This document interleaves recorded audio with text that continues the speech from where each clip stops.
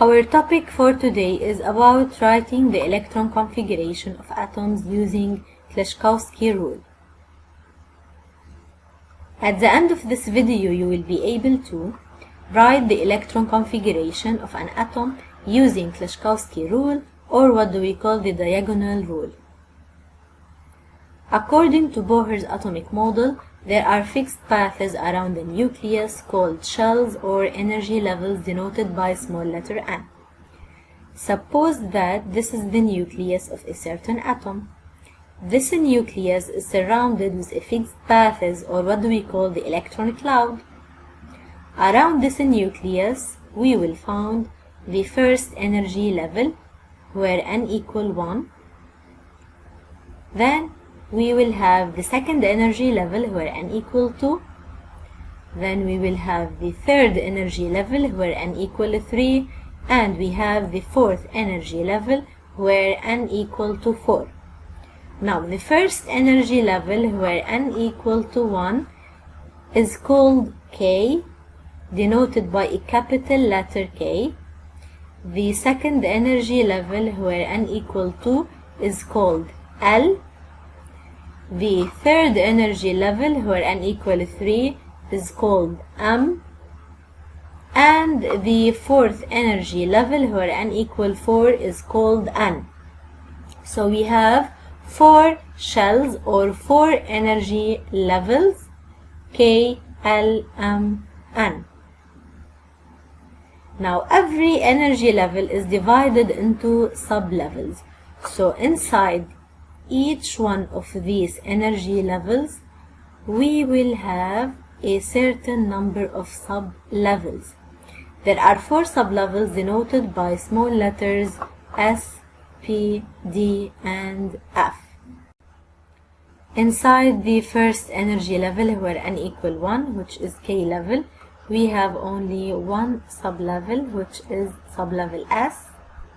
In the second energy level where n equal 2, which is L level, we have 2 sub-levels, S and P. In the third energy level where n equal 3, which is M level, we have 3 sub-levels, S, P, and D. While in the fourth energy level where n equal 4, which is energy level N, we have 4 sub-levels, S, P, D, and F.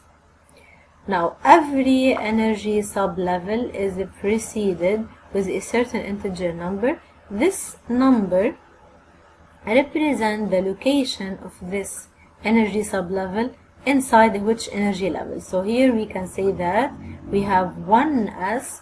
This number corresponds to the energy level where n equal to 1. So inside the energy level number 2, we have 2 sub-levels. We can say we have 2s, 2p. Inside the third energy level, we have 3s, 3p, 3d. And inside the fourth energy level, we have 4s, 4p, 4d, and 4f.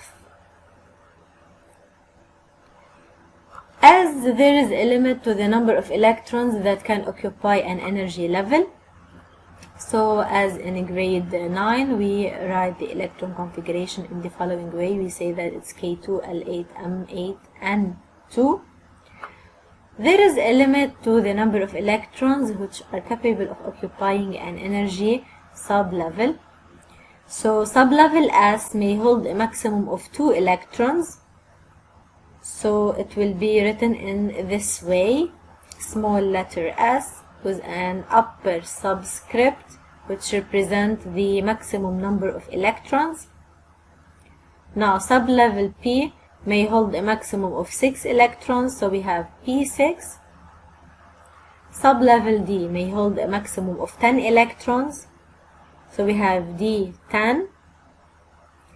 And sub-level F may hold a maximum of 14 electrons, so we have F14. In grade 9, the electron configuration of an atom is the distribution of electrons in the different energy levels. So for example, the electron configuration of potassium atom where Z equal to 19 is K2L8M8N1, where the total number of electrons is equal to 19.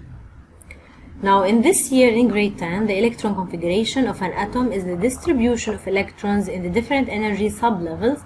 So we will use the energy sublevels instead of the energy levels K, L, M, N. To write the electron configuration of an atom, we fill the energy sublevels successively with electrons in increasing order of energy. So the electron configuration of potassium atom, where Z equal to 19, will be 1s2, 2s2, 2p6, 3s2, 3p6, and 4s1. Now how to write the electron configuration in this way? The aim of this video is to write the electron configuration of a certain atom using Klechkowski rule. So you need your copybook, a ruler, and a pencil. To write the electron configuration of an element, the energy sublevels S, P, D, and F of an atom in the ground state are arranged according to the diagonal rule. So what is the diagonal rule? First of all, you have to write the numbers from 1 to 7 respectively in this vertical way. Now leave a good space and write the numbers from 2 to 7 in this way, leaving the first row as a blank. Now leave another space, write the numbers 3, 4, 5, and 6 respectively, leaving the first, second, and the last row as a blank, and finally write 4 and 5, leaving the rest as a blank. Now moving to the first column here, this column will be for the S sublevel, so you can write in front of these numbers small letter S. The second column will be for P sublevel, so you have to write a small letter P in front of each number in the second column. The third column here is for the D sublevel, and the last column for the F sublevel. Now use your ruler. Moving to the first column here, draw an oblique line crossing only one S with this direction. Now moving for the second row, draw another line which is parallel to the first one in this way, crossing 2S only. Now draw a third line crossing 2P, 3S, which is parallel to the other lines.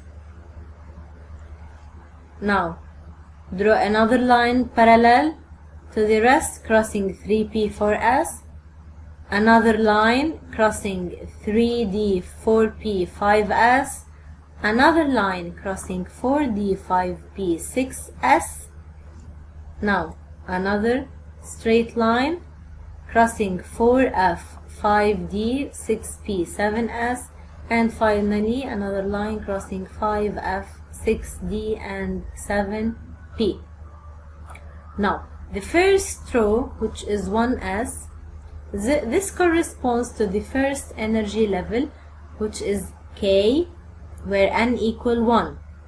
The second row here, where we have 2S, 2P, this corresponds to the second energy level, L, where N equal 2. The third row corresponds to the energy level M, where N equal 3. And the fourth row, where we have 4S, 4P, 4D, 4F, this corresponds to the energy level capital N, where N equal to 4.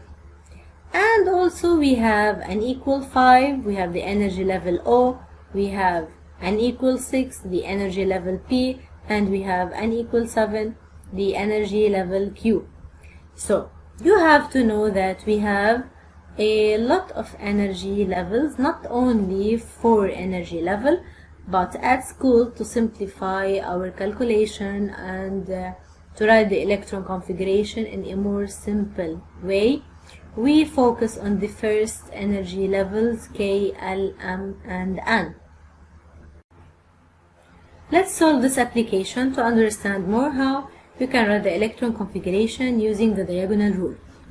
Write the electron configuration of sulfur atom where the atomic number denoted by capital letter Z is equal to 16. Since the atom is electrically neutral, atomic number is equal to the number of protons, which is equal to the number of electrons, which is equal to 16. So we have 16 electrons here inside sulfur atom. Using the diagonal rule, the electron configuration of sulfur will be 1s2. Now start filling the number of electrons, and don't forget that the sublevel S can hold a maximum of 2 electrons only. Now moving downward, we will go to the second sublevel. We will write now 2s2. Now we have 2p6, 3s2. Then moving downward, going to 3p4, and we will stop at this sublevel since we reach the maximum number of electrons, or the total number of electrons, which is equal to 16.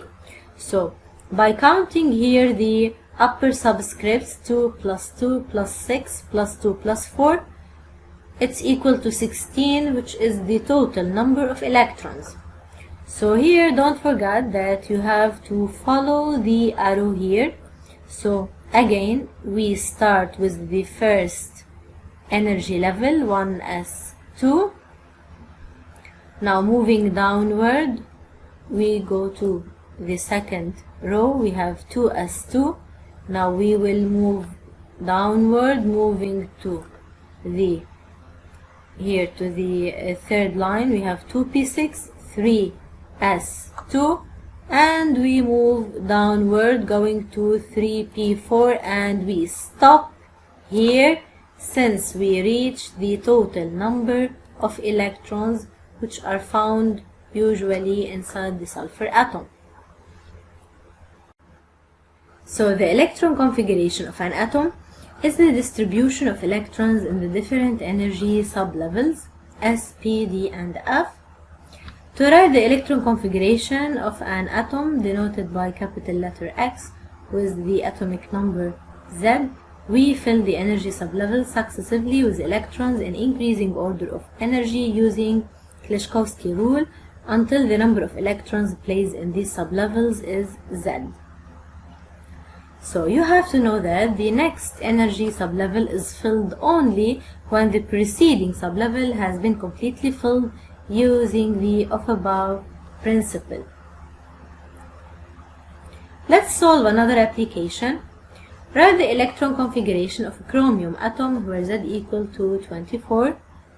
So the same, you can say that since the atom is electrically neutral, atomic number is equal to the number of protons, which is equal to the number of electrons, equal to 24. So we have 24 electrons inside the chromium atom. According to the diagonal rule, the electron configuration of a chromium can be written in this way. So it's 1s2. Now moving to the second row, we have 2s2, we have 2p6, 3s2, 3p6, 4s2, 3d4. So we will stop here at 3d4 since we reach the total number of electrons that are found inside the chromium atom. So by counting the number of electrons, here we have 2 plus 2 plus 6 plus 2 plus 6 plus 2 plus 4, we have 24 electrons. So we fill all the energy sublevels And when we reach the d sublevels, which can hold a maximum of 10 electrons, we stop at 4, since you need to reach 24 electrons. Let's solve another application. Write the electron configuration of cobalt atom where Z equal to 27. Since the atom is electrically neutral, now atomic number is equal to the number of protons, which is equal to the number of electrons, equal to 27. According to the diagonal rule, we can say that the electron configuration of cobalt will be now 1s2, 2s2, moving downward we have 2p6, 3s2,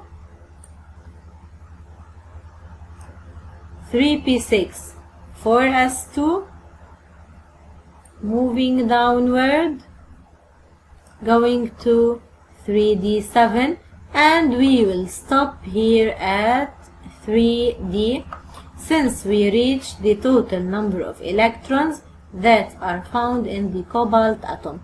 So by counting the number of electrons, here we have 2 plus 2 plus 6 plus 2 plus 6 plus 2 plus 7. We have only 27 electrons.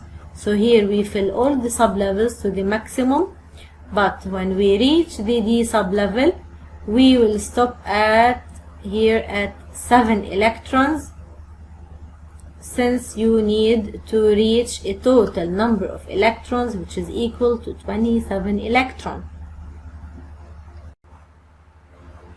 The maximum numbers of electrons in an energy level of order n can be calculated using the following formula: 2n squared. So K level, where n equal 1, may hold a maximum of 2 electrons. L level, where n equal 2, may hold a maximum of 8 electrons. M level, where n equal 3, may hold a maximum of 18 electrons. While N level, where n equal 4, may hold a maximum of 32 electrons. Thanks for watching.